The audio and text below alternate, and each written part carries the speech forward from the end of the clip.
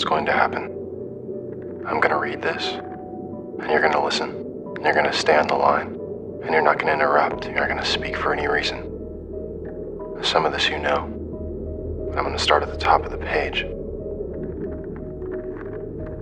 Meticulous. Yes. Methodical. Educated. They were these things. Nothing extreme, like anyone they varied. There were days of mistakes, laziness, and infighting. And there were days, good days, when by anyone's judgment, they would have to be considered clever. No one would say that what they were doing was complicated. It wouldn't even be considered new, except for maybe in the geological sense. They took from their surroundings what was needed and made of it something more. There was value in the thing, clearly, that they were certain of. But what is the application? In a matter of hours, they had turned it to everything from mass transit to satellite launching, imagining devices the size of jumbo jets. Everything would be cheaper, it was practical, and they knew it. But above all that, beyond the positives, they knew that the easiest way to be exploited is to sell something they did not yet understand. So they kept quiet. The parties would continue. Any birthday, anniversary, holiday, maybe some obscure project launch, it didn't matter, any reason would do. What was important is that Thomas Granger, their last best hope of funding, show up. And if he left a little earlier than they would have liked, well, he couldn't be blamed. He was only there to please his daughter Rachel. And she was only there to please Abe. But the idea had been spoken, and the words wouldn't go back after they'd been uttered aloud. And with no need for it, no possible real-world application, no advantage at all to be gained from it, the idea stayed. The permutations were endless. They tried again going to the source, but even while keeping him separated from Abe by 2 rooms, Thomas Granger's condition could only be described as vegetative. What did he say? From this, they deduced that the problem was recursive, but beyond that, found themselves admitting, against their own nature, and once again, that the answer was unknowable. The question should have been what to do with the comatose man in the guest bedroom. We can wait this out. But in Abe's mind, he was already compiling the list.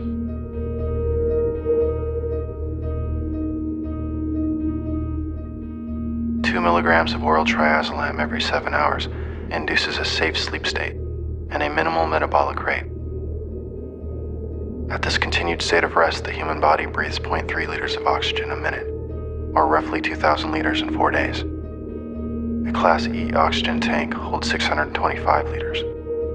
To maintain hydration, the body cycles through a minimum of 2.5 liters of water per day. Any food would be a luxury, but the small tank of medical-grade nitrous oxide would be needed on the other side. Past the room that contained their machines, and up 2 levels, he made his way to another room, where he had stored what I will refer to from here on as the failsafe machine.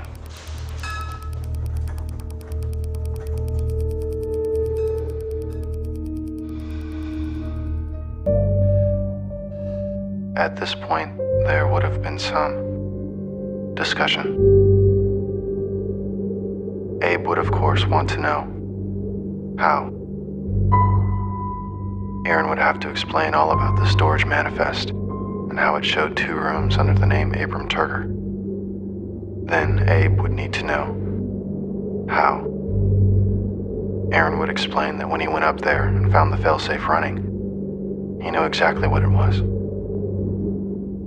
But Abe would ask, how? And then the bit about the modular design of the coffins, and how it meant he could fold one up and take it back inside another. They are not one-time use only. They are recyclable, Aaron would say.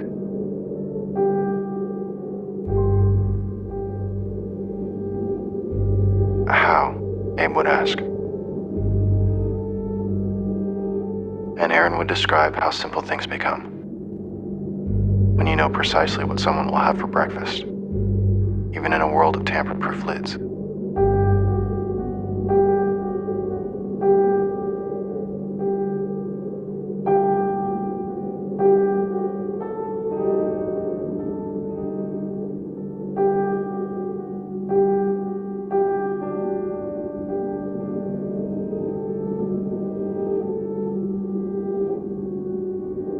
How?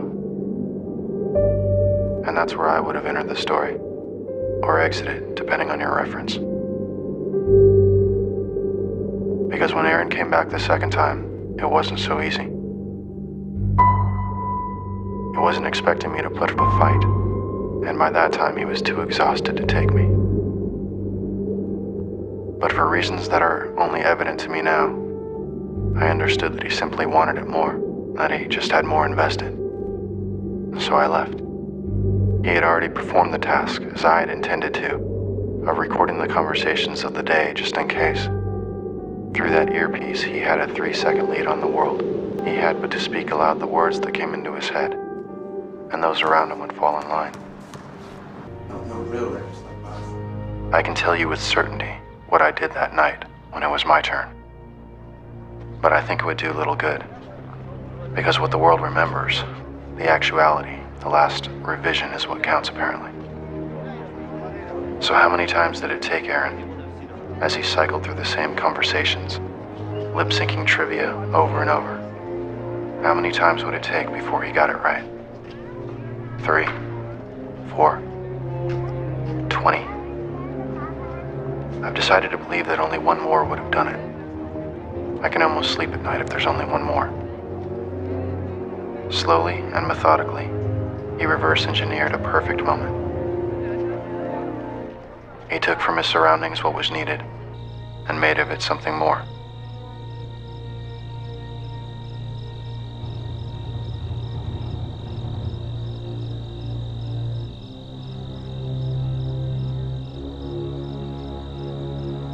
And once the details had been successfully navigated, there would be nothing left to do but wait for the conflict.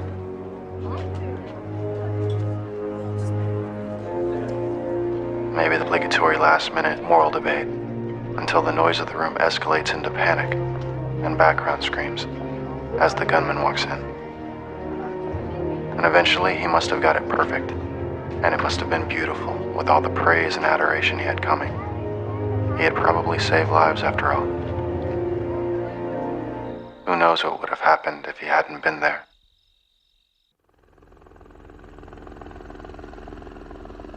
Now I have repaid any debt I may have owed you.